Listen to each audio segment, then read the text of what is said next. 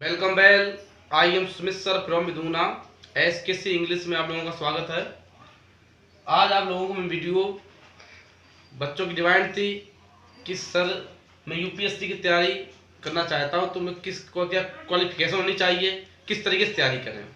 तो आज मैं इस वीडियो को आप लोगों को स्पेशल तौर पर बनाया है क्योंकि आप लोगों ने मुझे इतना प्यार दिया।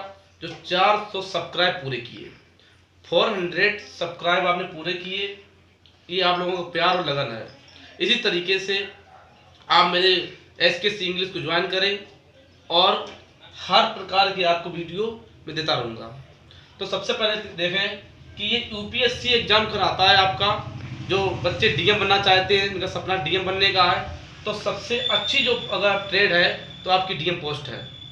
ठीक है, तो यूपीएससी इसका फुल फॉर्म बनता है, सबको दिख रहा है बच्चों, UPSC union public service commission, संघ लोक सेवा आयोग। यूपीएससी इसका एग्जाम कराती है। एसएससी है, यूपीएससी है, ठीक।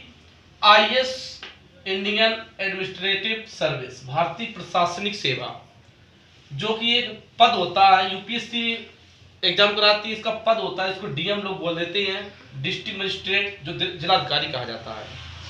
अब बच्चे कहते हैं कि सर मैं इसमें क्वालिफिकेशन क्या होनी चाहिए, तो क्वालिफिकेशन आप बीए हो, बीएससी हो, बीकॉम हो, बीबीए हो, बीसीए हो या इंजीनियर मेडिकल या कोई भी डिग्री कोर्स किया हो, तो आप यूपीएससी एग्जाम देने के लिए एलिजिबल हैं।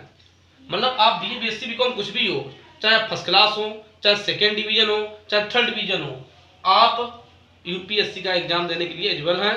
उसमें कोई आपको ये नहीं कि आप थर्ड डिवीजन है तो आप एग्जाम नहीं दे सकते हैं।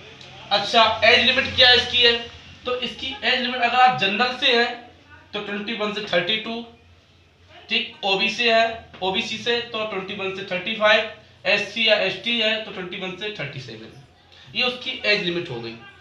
अगर अटेम्प्ट्स क्या है, कितने बार एग्जाम दे सकते हैं, तो अगर आप जनरल कैंडिडेट से हैं तो 6 अटेम्प्ट्स, उत्तर प्रदेश से हैं तो 32 ईयर्स, अगर यूपी के हैं तो 32 ईयर्स, अगर आप ओबीसी कैंडिडेट से हैं तो 9 अटेम्प्ट्स, यूपी से हैं तो 35 ईयर्स, अगर आप एससी एसटी से हैं कैंडिडेट हैं तो नो लिमिट, यूपी से हैं तो 37 ईयर्स। तो ये आपकी एज लिमिट हो गई, आपकी क्वालिफिकेशन हो गई। बीए बीएससी आप कुछ भी हो, चाहे थर्ड हो चाहे सेकंड डिवीजन हो, आप पास, ठीक, पास हुआ। पैटर्न क्या है, प्रीलिम्स, मेन एग्जाम, इंटरव्यू, 3 ये आपके एग्जाम होती हैं। तो प्रीलिम्स में आपके 2 पेपर होते हैं। पहला सोशल स्टडी 200-200 नंबर के होंगे, जिसमें 66 नंबर आपको लाने अनिवार्य हैं। दूसरा आपका सी सेट होता है, एसएससी बैंकिंग कॉम्प्रिहेंशन आता है 200-200 नंबर का, उसमें भी 66 नंबर आपको लाने हैं। जबकि पहले वाले पेपर की मेरिट बनती है, समझ गए। उसके बाद मेन एग्जाम आता है तो 9 पेपर होते हैं, 9 पेपर होते हैं जो 250 मार्क के होते हैं। टोटल 1750 आपका पूरा टोटल रहेगा। 7 सब्जेक्ट में फोकस ज्यादा देना पड़ता है, ठीक। 2 सब्जेक्ट में 33% लाना होता है। 2 निबंध होते हैं जो 125 के आते हैं। अच्छा, 7 सब्जेक्ट में आपको हिंदू पेपर से आते हैं, करंट अफेयर से, उनको आप लोगों को ज़्यादा अध्ययन करना होगा तैयारी के लिए। तो इस तरीके से आप लोग डीएम की तैयारी कर सकते हैं और डीएम का आपका सपना पूरा कर सकते हैं। सबको समझ में आ रहा है, तो उसमें कुछ भी आपको नहीं है, सिर्फ क्वालिफिकेशन भी आपकी कोई जाना नहीं, बीए बीएससी खाली ग्रेजुएशन आपको होना है, थर्ड हो चाहे सेकेंड हो, पास हो। एज लिमिट आपकी जनरल से आपको बता दिया मैंने, अटेम्प्ट्स आप कितने बार दे सकते हो वही बता दिया, पैटर्न आपको बता दिया। तो इस तरीके, और इसका जो फार्म निकलते हैं तो बेटा ध्यान दे, ये फार्म आपके जो ऑनलाइन होते हैं तो फरवरी से और अप्रैल तक ये फॉर्म चलते हैं। फरवरी अप्रैल में इसके फॉर्म आते हैं, आप फॉर्म डाल सकते हैं, ठीक है।